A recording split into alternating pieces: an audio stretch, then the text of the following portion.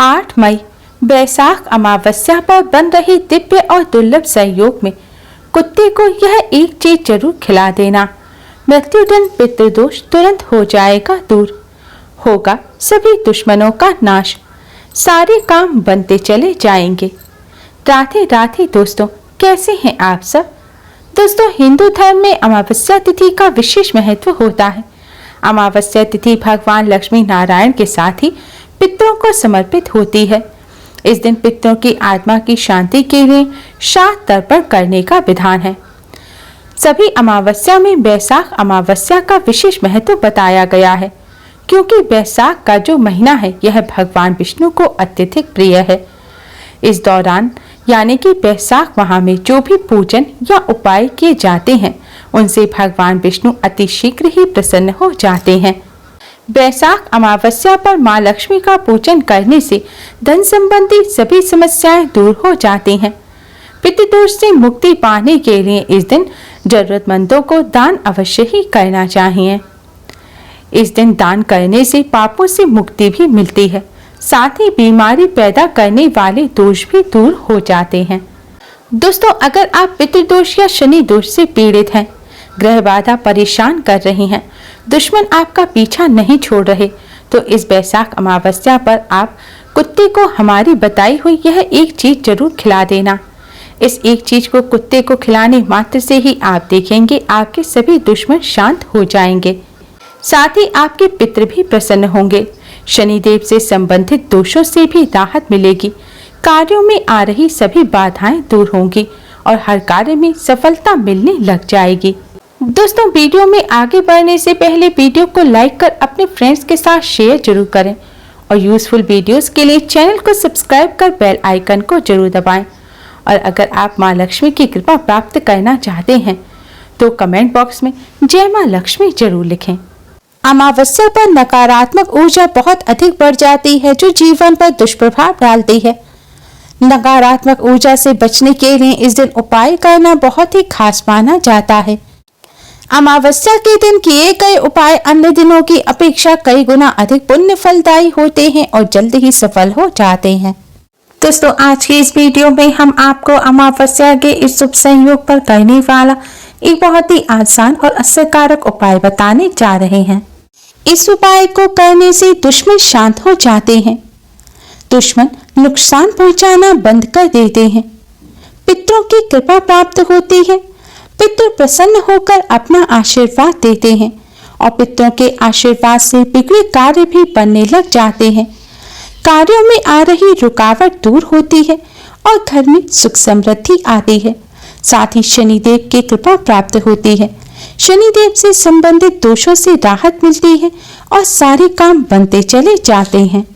दोस्तों, वीडियो में आगे बढ़ने से पहले वीडियो को लाइक कर अपने फ्रेंड्स के साथ शेयर जरूर करें। अगर आपने हमारे चैनल को अभी तक सब्सक्राइब नहीं किया है तो यूजफुल वीडियोस के लिए चैनल को सब्सक्राइब कर बेल आइकन को भी जरूर दबाएं। दोस्तों, उपाय करने के लिए सबसे पहले स्नान कर स्वच्छ वस्त्र धारण करें। अब आप अपने मंदिर के सामने आसन बिछाकर बैठ जाएं। भगवान जी के सामने एक दिया जलाएं और एक सुगंधित धूपबत्ती जलाएं। इसके पश्चात आप भगवान श्री गणेश को, भगवान लक्ष्मी नारायण को तिलक करें। आप कुमकुम या हल्दी से तिलक कर सकते हैं। तिलक करने के पश्चात अब आप भगवान जी को किसी फल मिष्ठान का भोग लगाएं। फल मिष्ठान ना हो तो शक्कर का भोग लगाएं। अब एक कटोरी में थोड़े से काले तिल लें और इस तिल की कटोरी को आप अपने मंदिर में रख दें। अब भगवान विष्णु जी के द्वादश मंत्र ओम नमो भगवते वासुदेवाय का जाप करें। दोस्तों, अगर आपके पास तुलसी की माला हो तो इस मंत्र का आप तुलसी की माला पर जाप करें। इस मंत्र का आपको 108 बार जाप करना है। शास्त्रों के अनुसार अमावस्या तिथि भगवान लक्ष्मी नारायण, पितृदेव और शनिदेव को समर्पित होती है। शास्त्रों में पितरों के देवता भगवान विष्णु मां लक्ष्मी जी ही कहे गए हैं। इसलिए पितरों को प्रसन्न करने के लिए, पितरों के कष्टों को दूर करने के लिए और पितरों का आशीर्वाद प्राप्त करने के लिए भगवान लक्ष्मी नारायण का पूजन करना अति आवश्यक है। मंत्र का जाप करने के पश्चात आप पितृदेव के इस मंत्र ओम पितृभ्य नमः का 11 बार जाप करें।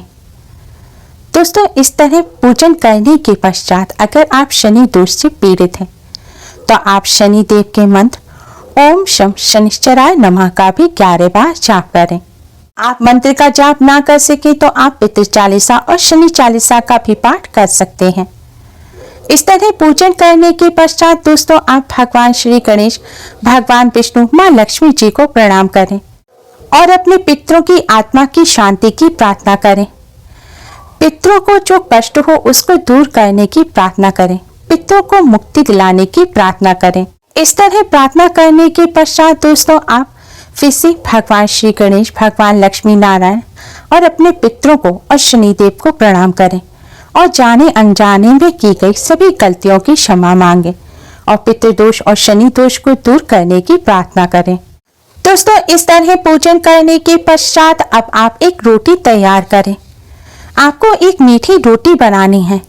इसके लिए या तो आप शुद्ध जल से आटा मढ़ें और आटा मढ़ते समय ही आटे में आप शक्कर या गुड़ डाल लें और फिर इससे एक रोटी तैयार करें। या फिर आप रोटी बनाते समय जैसे आलू के पराठे बनाए जाते हैं और स्टफिंग भरी जाती है, इस तरह आप आटा अगर साफ रखा हो तो उस आटे में आप गुड़ या शक्कर भर लें और फिर उससे एक बेलकर रोटी तैयार कर लें। दोस्तों, अब इस रोटी को आप एक प्लेट में रखें और इस पर घी लगाएं। घी ना हो तो आप सरसों का तेल लगाएं, लेकिन आपको यह रोटी चुपड़नी अवश्य ही है। अब इस रोटी को आप अपने मंदिर के सामने ले जाएं और आपके जो भी दुश्मन हो, जो भी आपको कष्ट पहुंचा रहे हैं, उन दुश्मनों को शांत करने की भगवान से प्रार्थना करें, कष्टों को दूर करने की प्रार्थना करें। इस तरह प्रार्थना करने के पश्चात दोस्तों यह जो तिल आपने मंदिर में रखे थे, इन तिल को आप इस रोटी पर डाल दें और पितरों की आत्मा की शांति की प्रार्थना करें।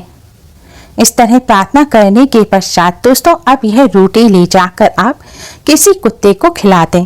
अगर घर से बाहर कोई कुत्ता ना मिले, आपके घर में कोई पालतू कुत्ता हो, तो आप उसको भी यह रोटी खिला सकते हैं, लेकिन कोशिश करें कि काले रंग के कुत्ते को आप ये रोटी खिलाएं।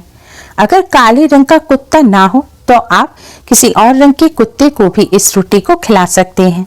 अगर मेल डॉग ना मिले तो आप फीमेल डॉग को भी इस रोटी को खिला सकते हैं। दोस्तों, शास्त्रों के अनुसार पितृपक्ष की तरह ही अमावस्या तिथि पितरों को समर्पित होती है। पितृपक्ष में पितरों की आत्मा की शांति के लिए पंच बलि दी जाती है। पंच बलि में से एक बलि होती है स्वान बलि, जिसमें पितरों की आत्मा की शांति के लिए, पितरों की मुक्ति के लिए और पितृदोष से मुक्ति पाने के लिए स्वान को भोजन कराया जाता है। इसीलिए दोस्तों पितृपक्ष की तरह ही अमावस्या पर भी स्वान को भोजन अवश्य ही कराना चाहिए। ऐसा करने से पितृ तृप्त होते हैं, पितरों की आत्मा को शांति मिलती है, पितृ प्रसन्न होकर अपने परिजनों को अपना आशीर्वाद प्रदान करते हैं। पितरों के आशीर्वाद से कार्यों में आ रही रुकावट दूर होती है और बिगड़े कार्य भी बनने लग जाते हैं। पितरों की आत्मा की शांति के लिए और पितृदोष से मुक्ति पाने के लिए अमावस्या पर कुत्ते को मीठी रोटी अवश्य ही खिलाएं। ऐसा करने से पितरों की कृपा से दुर्भाग्य सौभाग्य में परिवर्तित हो जाता है और किस्मत चमक जाती है। दोस्तों, अमावस्या तिथि पितरों के साथ ही शनिदेव को समर्पित होती है। शास्त्रों के अनुसार कुत्ते को शनि और केतु का प्रतीक माना जाता है। जिनकी कुंडली में ये दोनों ग्रह प्रभावित होते हैं, उन्हें ग्रह शांति के लिए अमावस्या पर कुत्ते को इस तरह रोटी अवश्य ही खिलानी चाहिए। ऐसा करने से शनि और केतु के अशुभ प्रभाव दूर होते हैं, शनिदेव की कृपा प्राप्त होती है और कार्यों में आ रही रुकावट दूर होती है, सारे काम बनते चले जाते हैं। दोस्तों, कुत्ते को रोटी खिलाने का एक अन्य फायदा यह भी है कि अमावस्या पर जो इस विधि से कुत्ते को रोटी खिलाता है, उसे कर्ज से मुक्ति मिल जाती है। शास्त्रों में बताया गया पितृदेव और शनिदेव की कृपा प्राप्त करने का ये बहुत ही असरकारक उपाय है।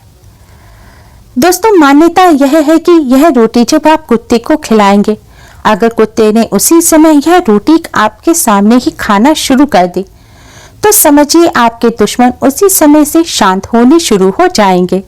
अमावस्या पर इस तरह कुत्ते को भोजन कराने से कष्टों से छुटकारा मिलता है, कार्यों में आ रही बाधा दूर होती है और जीवन में खुशियां आती हैं।